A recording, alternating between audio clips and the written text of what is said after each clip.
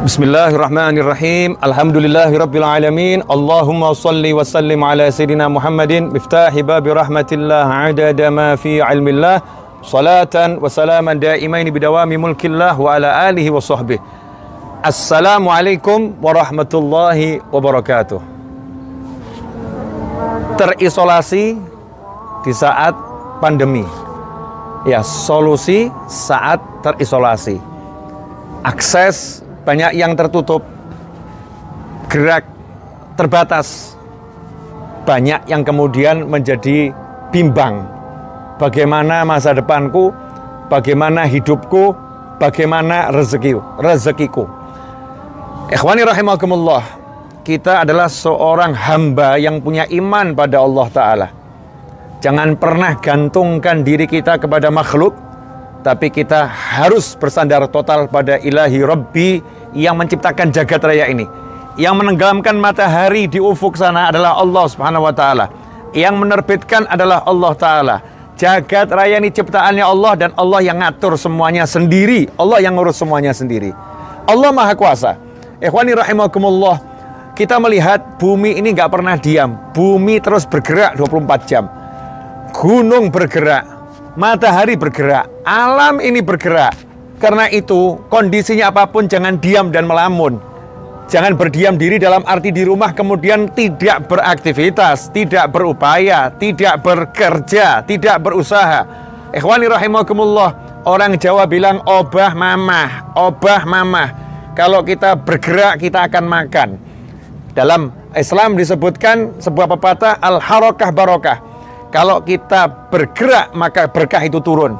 Ingat kisah Sayyidatuna Maryam alaihissalam dalam keadaan mengandung, kemudian bersandar di batang kurma. Saat itu kelaparan dan lelah luar biasa. Maka Allah mengatakan, goyangkan batang kurma. Batang kurma seperti tembok ini kokoh, nggak mungkin bisa digoyangkan oleh seorang wanita yang lagi dalam keadaan lemah. Tapi Allah perintahkan, goyangkan batang kurma itu. Allah janjikan akan aku jatuhkan buah-buah kurma itu dalam keadaan yang enak, dalam keadaan yang menyenangkan. Ikhwani rahimakumullah, Sayyidatuna Maryam alaihissalam gak menggunakan logikanya, tapi terus bergerak menggoyangkan batang kurma. Hasilnya kurma pun dijatuhkan oleh Allah Subhanahu wa Ta'ala, mudah untuk diambil oleh Sayyidatuna Maryam alaihissalam dan dikonsumsi untuk dirinya. Ikhwani rahimakumullah, kalau kita mau bergerak, maka kita akan mendapatkan barokah, kita akan mendapatkan solusi. Takwa adalah solusi segala-segalanya. Wa may yattaqillaha yaj'al lahu makhrajan wa yarzuqhu min haitsu la yahtasib. Siapa takwa pada Allah, yaj'al lahu makhraja, Allah akan beri dia jalan keluar. Allah akan beri dia solusi. Kalau kita takwa sama Allah. Kemudian wa yarzuqhu min haitsu la yahtasib. Indahnya luar biasa. Allah akan beri kamu rezeki dari arah yang kamu nggak pernah bisa pikir, dari arah yang kamu nggak pernah bisa sangka, dari arah yang nggak pernah bisa kamu perhitungkan. Itu janji Allah. Kamu pikir nggak nyampe, kamu hitung-hitung nggak dapat, tapi Allah katakan wa yarzuqhu min haitsu la yahtasib. Allah beri dia rezeki dari arah yang nggak pernah bisa dia sangka. Ikhwani rahimakumullah, belajar dari kisah Nabi Ibrahim alaihissalam dan putranya Nabi Ismail alaihissalam dan istri beliau. Bagaimana ketika Nabi Ismail ditinggalkan bersama ibunya oleh Nabi Ibrahim alaihissalam di suatu lembah yang gak ada kehidupan, gak ada manusia, gak ada pepohonan, gak ada dedaunan, gak ada air. Hewan pun enggan untuk singgah ke sana. Manusia gak ada yang mampir ke situ. Allah letakkan dua hamba yang Allah cintai ini di lembah yang gak ada siapa-siapa, terisolasi, gak boleh keluar, gak ada kesempatan untuk mendapatkan pertolongan dari luar, gak ada. Ikhwani rahimakumullah, tetapi hatinya bergantung pada Allah Subhanahu wa Ta'ala. Maka ketika sang anak menangis dan gak ada yang mengerti arti makna tangisan Nabi Ismail alaihissalam, saat itu sang ibu melihatnya tangisan seorang anak yang lagi menangis karena kelaparan, karena kehausan. Maka sang ibu tidak tinggal diam, gak mengatakan kepada anak, gak ada yang bisa nolong kita di sini nak, gak ada air di sini nak, gak ada pertolongan di sini nak, kita terisolasi nak. Enggak, sang ibu dengan yakin minta sama Allah Ta'ala, bergerak Safa Marwah, Safa Marwah, Safa Marwah. Tak pernah lelah, tak pernah putus asa, tak pernah pesimis, selalu optimis. Maka Allah yang menghentikan langkah sang ibu. Allah hentikan langkahnya. Dan Allah katakan, yang kau cari akan kuberikan di kaki anakmu sendiri. Muncullah air Zam-Zam, gak jauh dari Nabi Ismail alaihissalam. Ikhwani rahimakumullah, renungkanlah ini. Terisolasi, gak ada yang nolong. Suami jauh, ya di luar kota sana. Gak ada manusia yang datang ke sana. Gak bisa bergerak, gak bisa berupaya. Selain berlari-lari Safa dan Marwah, Allah kirimkan rezeki kepadanya.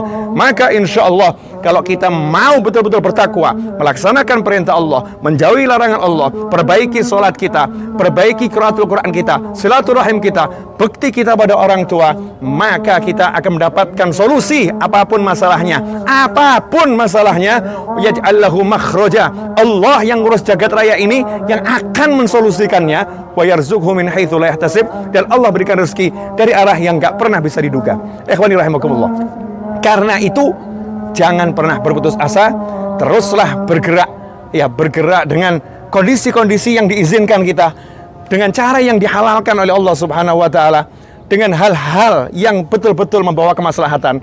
Maka upaya kita sekecil apapun, seperti semut di zaman Nabi Sulaiman alaihissalam, semut di atas lembah, Nabi Sulaiman di bawah. Maka semut itu berkata kepada kaumnya, silahkan kembali kalian masuk ke dalam bumi, jangan diinjak-injak oleh Nabi Sulaiman dan bala tentaranya. Allah gerakkan Nabi Sulaiman untuk mendengar suara semut yang jaraknya jauh, bisa didengar oleh Nabi Sulaiman, dan Allah beri Nabi Sulaiman ilmu untuk memahami apa ucapan semut, sehingga Nabi Sulaiman pun menghentikan langkahnya, memerintahkan seluruh pasukannya berhenti, dan kemudian Allah berikan keselamatan untuk semut-semut tersebut. Kita sama semut, mana yang lebih mulia? Maka berteriaklah kepada Allah Ta'ala, panggillah Allah Ta'ala dengan sholat, dengan zikir, dengan sholawat, dengan istighfar. Jauhkan diri dari kemaksiatan, taatlah pada Allah Ta'ala, dan jangan lupa orang tua serta sholat. Itulah dua kunci utama untuk menyelamatkan kehidupan dunia dan akhirah. Semoga berkah manfaat. Kurang lebih mohon maaf. Wassalamualaikum warahmatullahi wabarakatuh.